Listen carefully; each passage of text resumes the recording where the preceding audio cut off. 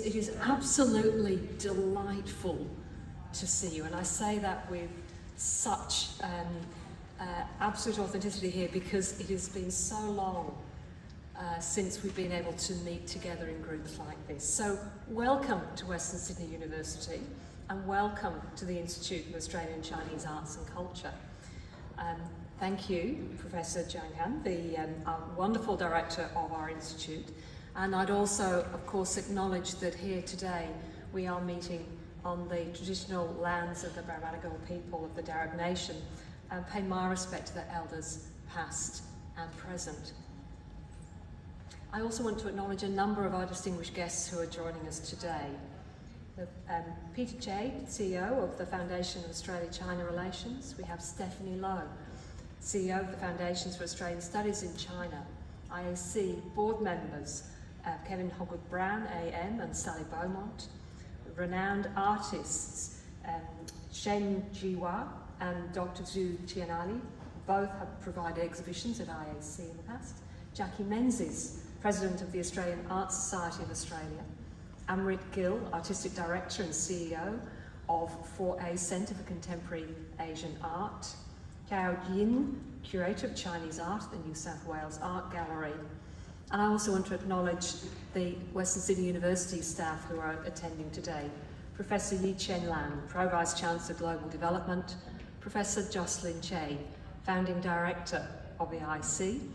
Emeritus Professor Peter Hutchings, former Dean of the School of Humanities and Communication Arts. Dola Merrilees, Director of Western Sydney Creative. And finally, Dr. Guan Wei, Curator of this vibrant exhibition and IAC Advisory Board member. In December last year, Dr. Guan Wei received an honorary Doctorate of Creative Arts from Western Sydney University in recognition of his outstanding contribution to contemporary art. He's the first Chinese Australian artist to receive an honorary Doctorate of Creative Arts from an Australian university, and is a truly inspiring model for young artists and for young people of migrant families.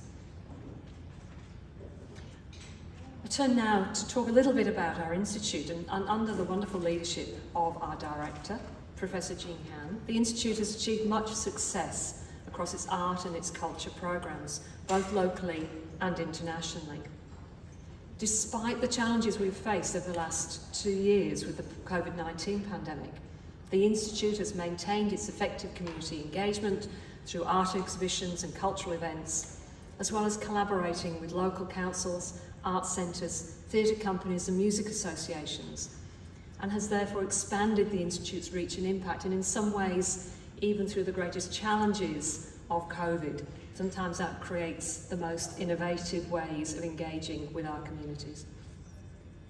Earlier today, we heard that beautiful music from the Chinese instrument, the suana, played by Mr. Hu Wengong, and can I say the kookaburra mimicry was just fantastic to come in there. What a great exhibition of the integration of Chinese and Australian art.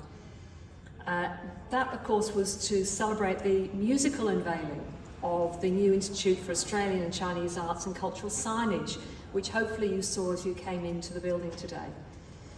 In November last year, the Institute announced its name change to the Institute for Australian and Chinese Arts and Culture. This new name reflects the Institute's focus on centuries-old and emerging Chinese arts, as well as the culture in China, Australia and around the world. This includes a new generation of creative minds shaped by their multicultural heritage from growing up in Australia.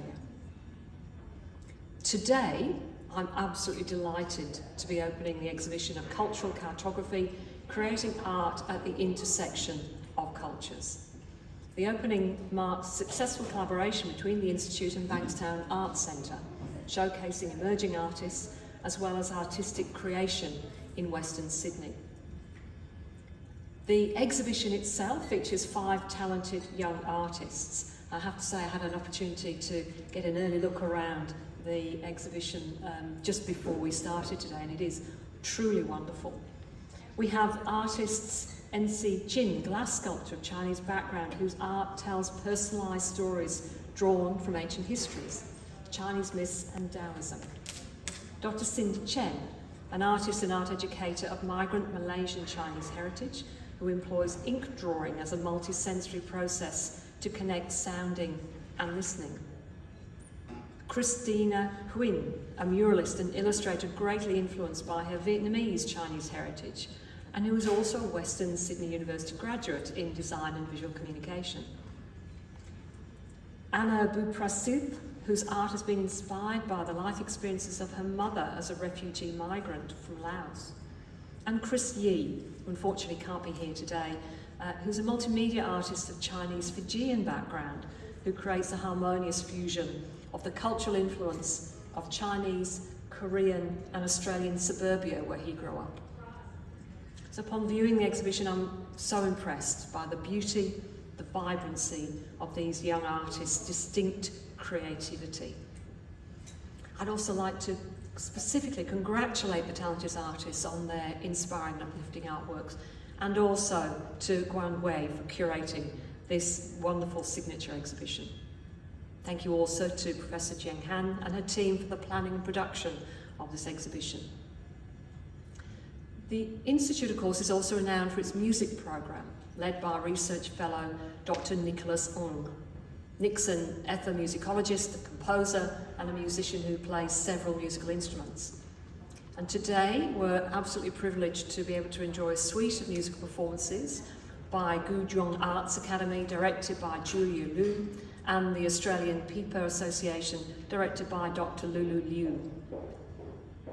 This year, of course, is the Year of the Tiger, and our university is delighted in the Year of the Tiger to be returning to on-campus events, teaching, learning and engagement, following what has been a particularly interesting 2 years. And I have to say, for those of you that have had the opportunity to wander around our campuses in recent weeks, it is wonderful to see vibrancy returning to the campuses. Western Sydney University caters to over 49,000 students. We're a culturally and linguistically diverse university with more than 170 cultural and ethnic groups represented across our community. Our institution promotes boldness, fairness, integrity and excellence, and we celebrate inclusiveness and innovation and creativity and success. So as we continue through this Year of the Tiger, I'd like to acknowledge that Western Sydney University is a place of crouching tiger, hidden dragon, meaning never underestimate anybody who may lay low, but is gifted with hidden talents. Hopefully not too hidden for too much longer. In traditional Chinese culture, the tiger rules the kingdom of animals and symbolises power, strength, fearlessness and ambition. It is viewed as a guardian and a protector.